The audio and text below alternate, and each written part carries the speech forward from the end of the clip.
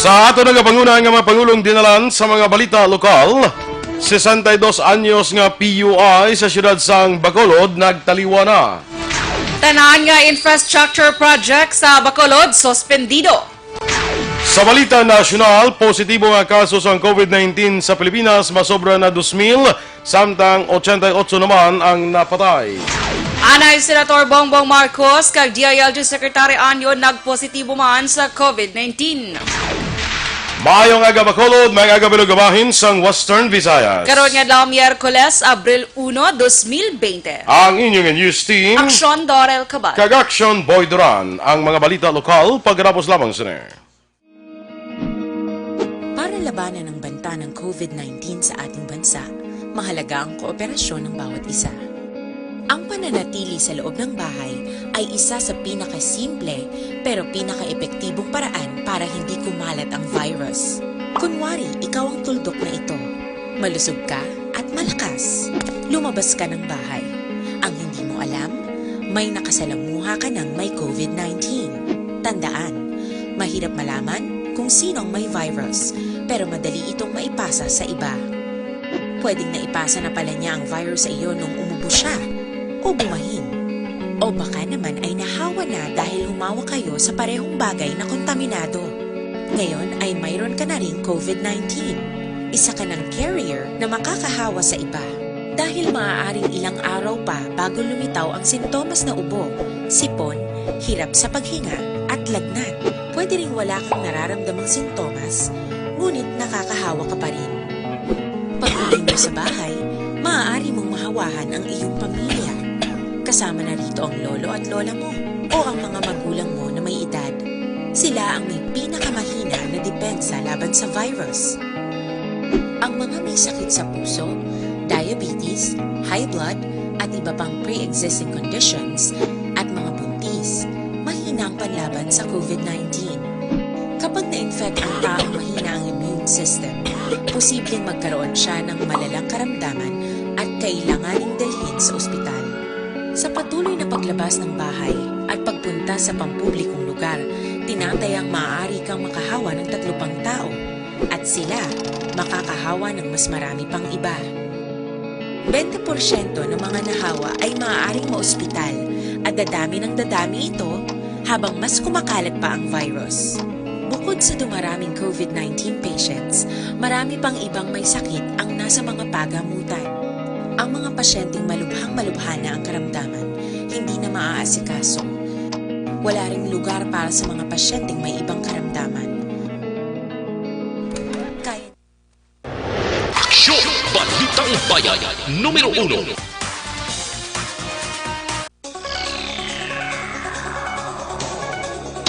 Aksyon Radio Philippines Standard Time, las 6:04, sa detalye na sa aton mga balita lokal. Nagtaliwan ang isa ka 62 anyos nga babae nga patient under investigation diri sa siyudad sang Bacolod. Sa datos ni Dr. Grace Tan, spokesperson sang Bacolod Interagency Task Force Against COVID-19, ang napatay ay may travel history sa Manila kag may exposure sa COVID-19 patient kag mayara sang pre-existing conditions. Nagapabilin sa gyapon nga 5 ang kumpirmado nga kaso ng COVID-19 sa Bacolod, 4 sa ila ang naka-recover kung wala na nagabatag sang sintomas, samtang ang 40 anyos nga lalaki nga COVID-19 patient ang yara naman sa critical nga kondisyon. Samtang nagapakita na sa pinakauli nga datos sang task force nga may 841 ka mga persons under monitoring o kon PUMs ang padayon nga ginamonitor.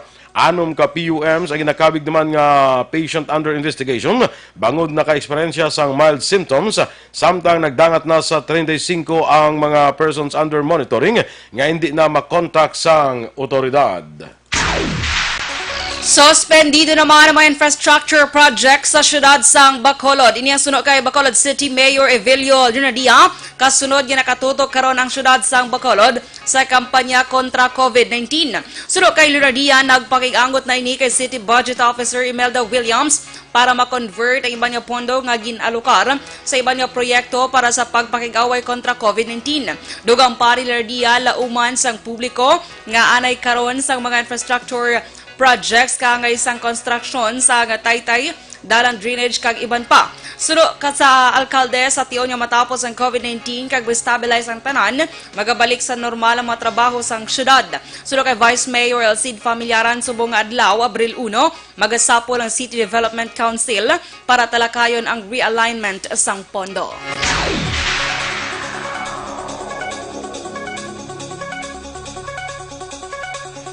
Tatlo naman ka mga persona ang nagradakpan sa unang adlaw sa Enhanced Community Quarantine kay nakuhaan pa sa ginapatihan Shabu sa duha ka banwa sa Negros Occidental.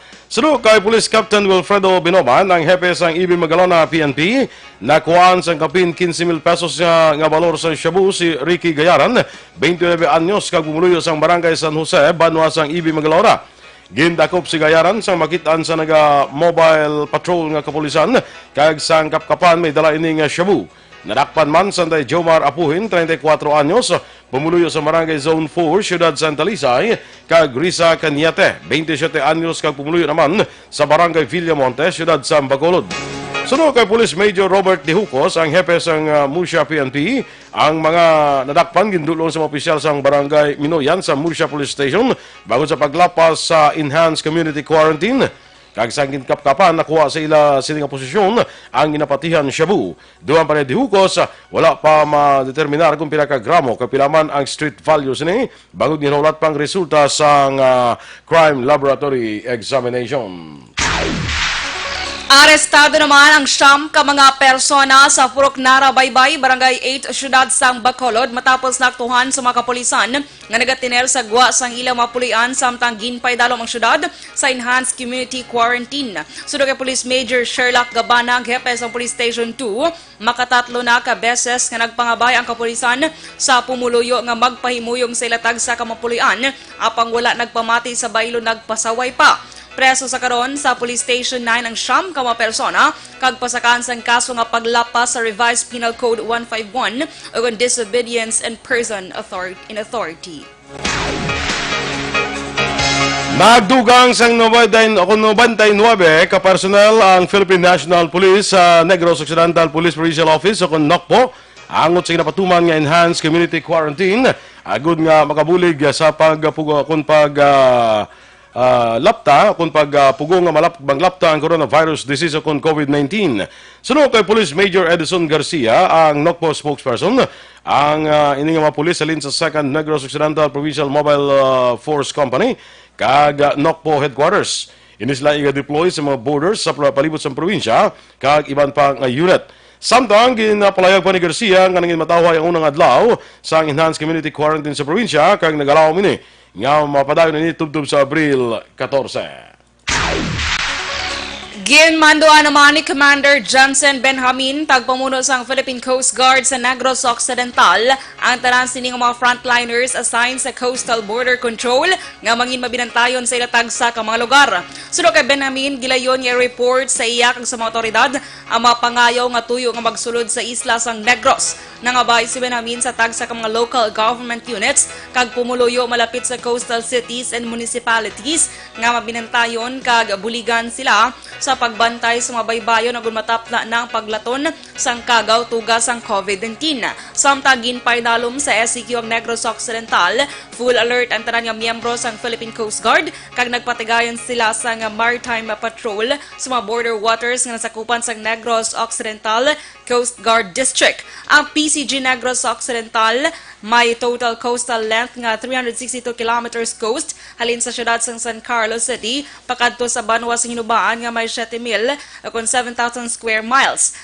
Si Benjamin man nga wala man gipanagutan ni Benjamin nga magpalawod ang mga pribado nga salakyan pandagat, magluwas gid lamang sa mga roll-on and roll-off vessels sa mga rolling cargos nga may dala basic commodities kag mga mangingisda. Aksyon Radio Philippines Standard Time, Lasais Jess.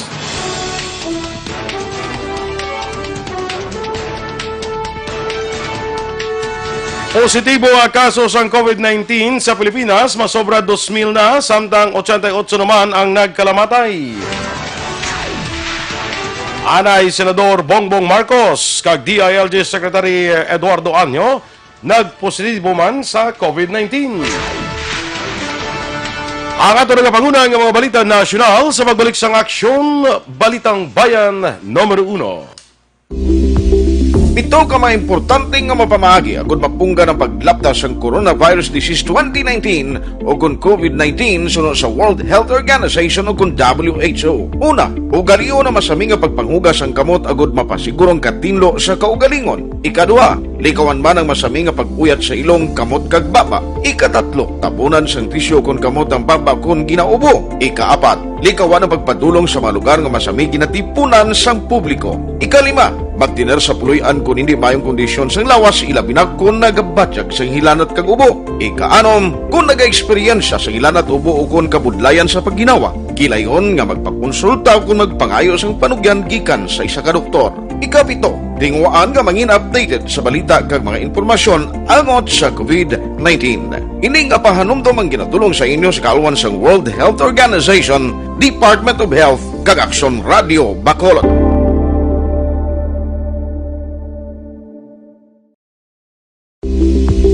Ito mga importante nga mapamagi agud mapungga ng paglaptas ng Coronavirus Disease 2019 o kung COVID-19 sunod sa World Health Organization o kung WHO. Una, ugaliyo na masami nga pagpanghugas ang kamot agud mapasigurong katinlo sa kaugalingon. Ikadua, likawan man ang masami nga pag-uyat sa ilong kamot kag baba. Ikatatlo, tapunan sang tisyo kung kamot ang baba kung ginaubo. Ikaapat, likawan ang pagpadulong sa mga lugar nga masami ginatipunan sang publiko. Ikalima, magtiner sa puluyan kung hindi mayong kondisyon sang lawas ilabi na kung nagabatyag sang hilanat kag ubo. Ikaanom, kung naga-eksperyensya sang hilanat ubo o kung kabudlayan sa pagginawa. Kilayon nga magpakonsulta kung magpangayo sang panugyan gikan sa isa ka doktor. Ikapito, tingwaan nga mangin updated sa balita kag mga informasyon angot sa COVID-19. Ining apahanumdom ang ginatulong sa inyo sa kaalwan sang World Health Organization, Department of Health kag Aksyon Radio Bacolod. Para labanan ang banta ng COVID-19 sa ating bansa, mahalaga ang kooperasyon ng bawat isa. Ang pananatili sa loob ng bahay ay isa sa pinakasimple pero pinaka-epektibong paraan para hindi kumalat ang virus. Bayan, Numero 1.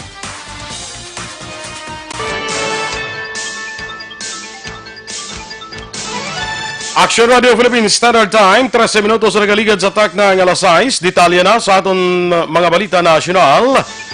Nadugangan sa 538 ang nagpositibo sa COVID-19 sa Pilipinas. Sunod kay DOH Undersecretary Maria Rosario Vergere, naglambot na sa 2,084 ang positibo nga kaso sang masakit base man sa pinakauli nga update kahapon sang hapon.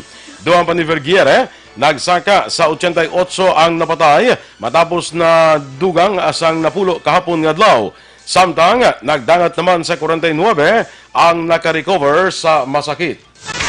Nagpositibo sa COVID-19 si Anay Senator Bongbong Marcos Jr. Ginkumpirma sang spokesman ni Marcos nga si Attorney Victor Rodriguez nga nabato na sa aray senador ang resulta halin sa Research Institute for Tropical Medicine kon RITM sa Marso 28 kag ginasaan nga positibo ini sa balatian. Ginpasiguro ni Rodriguez nga amat-amat na nga nagaayo ang kondisyon ni Marcos kag yara nahamtang kon gimpahamtang sa isolation area. Si Marcos ang nag-abot sa pungsod halin Europe sa Marso 13 kag nagpa-check up sa Marso 14 matapos nagbatsyag sang kabudlay sa paginhawa apan nagpauli sa ila balay bangod madamo nga pasyente ang nakapila nga magpabulong.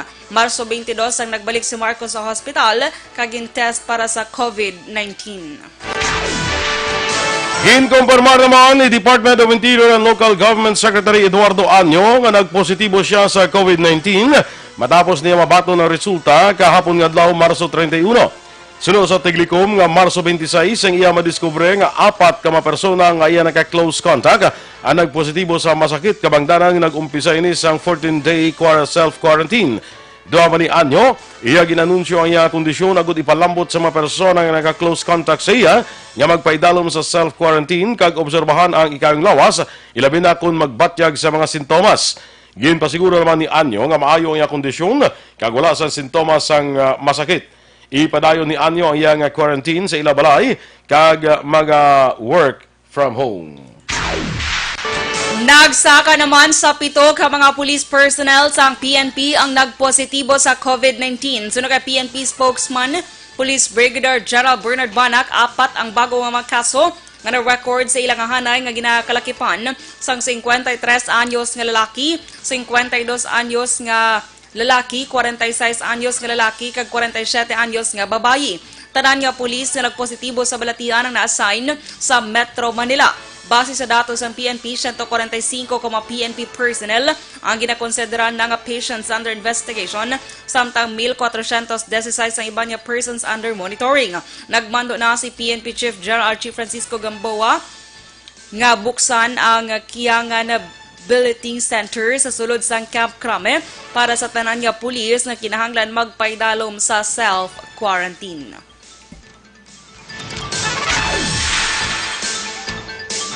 Ginmando naman ni Philippine National Police Chief General Archie Gamboa sa tanan nga local police unit nga maghatag sa bulig kag seguridad sa mga medical workers. Kasunod sa natabo nga duha ka separado nga insidente sa panalakay sa Cebu kay Sultan Kudarat sa pila ka mga health workers.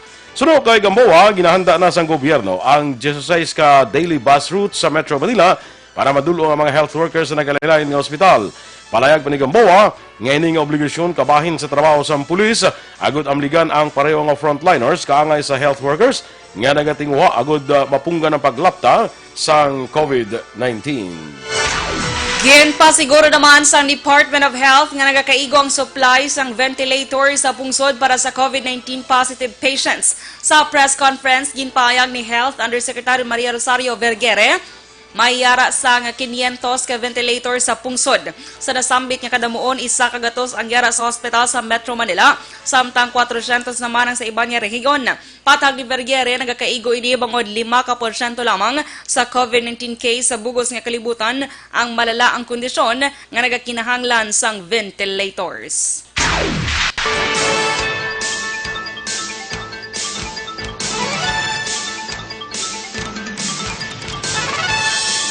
Samtang ginpagawa sang Department of Health ang inventory sang COVID-19 test kits. Sa ginpagawa nga datos tubtob Marso 30, yara na sa 15,337 ang kabilugan nga gintest sang 7 ka health facilities kag laboratories. Sa datos kalakip diri ang tanan pareho sang retest, validation kag iban pa. Ang mga health facility nga napatigan sang test amo ang RITM nga may 14,000 ka mga natigayon, Baguio General Hospital and Medical Center nga may 162, San Lazaro Hospital nga may 65, Vicente Soto Memorial Medical Center nga may 387, UP National Institute of Health nga may 143, Western Visayas Medical Center nga may 173, kag Southern Philippines Medical Center nga may 406. Samtang ginpahig sa ahensya nga 89,969 pa ang kinahanglan nga matest sang mga nasambit nga mga health facilities. Ginpangabay naman ni Senadora Leila de Lima sa gobyerno nga dapat hatagan importansya ang mental health sa mga Pinoy kadungan sang krisis nga natugas sang COVID-19. Ginhimo sang senadora ang panawagan bangod madamo sa mga Pinoy ang sobra nga nagapaminsar bangod sa nagalapta nga makamamatay nga balatian. Sunod kay de Lima, hindi lang sobra nga kabalaka ng eksperyensyahan sa madamo nga Pinoy kundi sobra nga kasubok kag kahadlok. Dugang pa ni de Lima nga ang mental kag psychological health sa mga Filipino kung hindi matagan sang pagtamod, mahimo halinan sang mas delikado para sa pumuluyo. Ginihemplo sang senadora ang report sa Pampanga nga isa ka lalaki ang nagtuyo nga magpanginmatay bangod wala sang mapakaon sa iya pamilya bangod dulaan ini sang trabaho, umpisa ginpatuman ng enhanced community quarantine. Palayag pa ni de Lima nga dapat subong maghimo man sang tikang ang gobyerno agud ma-address ini nga problema nga natugas sang COVID-19.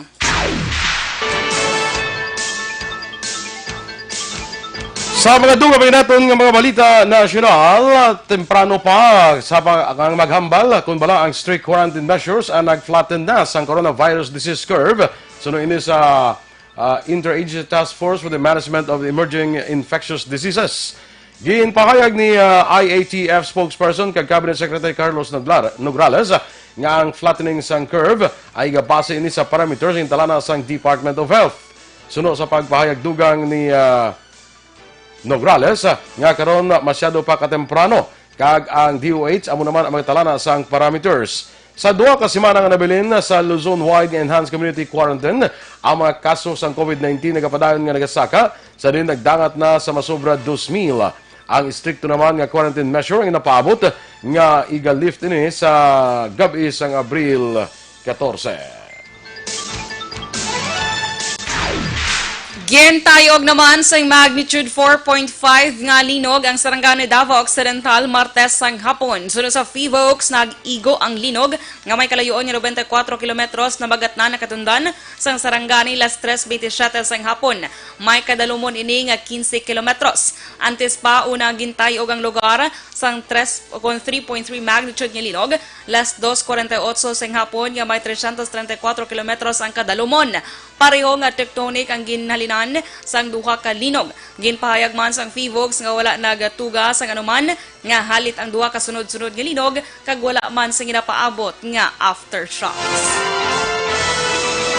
Aksyon Radio Philippines Standard Time, las 6:21. Nagsumiter na si Presidente Rodrigo Duterte sa Kamara de Representantes sa iya una nga weekly report sa iya paggamit sa additional powers agud mapapaskog pa ang kampanya kag away sang gobyerno batok sa coronavirus disease pandemic. Ini ang ginkonformar ni Camarines Sur 2nd District Representative kag Deputy Speaker Luis Raymond L. Ray Villafuerte sang kahapon nga adlaw. Sunod sa kay Villafuerte, okon ang Republic Act 11469 nagdeklarar sang national emergency bangod sang coronavirus disease pandemic nga nagahatag sa kay Duterte sang dugang nga poder sa limitado lamang nga panahon agud nga mahatagan sa solusyon ani nga krisis. Ang Section 5 sang sini nga hagna anang gasaad nga si kung sa sini nga layi anang gasaad nga si Duterte sa una nga Lunes sang kada semana maga-sumiter sang semanal nga report sa Kongreso sang tanan nga mga nahimo nga mga buhat santo man sa sining akta republika. Ang report magalakip man sang amount kag sumuman paggamit sang pondo. Ang gin-augment, gin-reprogram, gin-reallocate kag gin-realign nga pondo sa aton sining gobyerno. Isa ka Joint Congressional Oversight Committee nga ginakatapuan sa 4 ka miyembro sa Senado kag 4 ka miyembro sa Kamara ang mga checker kung mga aksyon nga nahimo sang sanga nga ekotibo ang yara sa restrictions nga inasaad sa kasuguan. Ang Department of Health nagpahayag nga may masobra na 2,000 ka kaso sang COVID-19 sa pungsod tubtob sa kahapon nga adlaw nga record. Magapatuman naman sang dalagko nga rollback ang mga liquefied petroleum gas ug LPG umpisa Abril 1. Magalambot sa 10 tugtubon si pesos ang bugin sa kada kilo sa presyo sang LPG. Sir kay John Kulingay, CEO sang South Pacific Incorporated, nga isa ka LPG storage company dako nga ginubo o kunang ginubo sang demand sang LPG bangod sa COVID-19 pandemic. Dugang panihulingay nga hindi lamang sa Pilipinas nagnubo ang demand kundi sa bugos nga Asya. Aksyon Radio Philippines Standard Time, las 6:24. Inyong ipamatian aton mga balita diri sa Aksyon, Balitang Bayan, Numero 1. Standby na kita sa Aksyon report, second portion.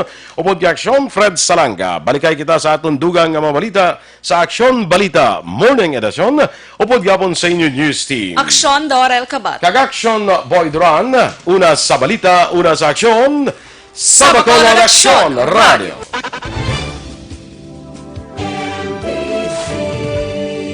Manila Broadcasting Company. Sa balita, komentaryo, isyu, serbisyo publiko. Aksyon Radio. Sa Bacolod, Aksyon Radio. Aksyon Radio.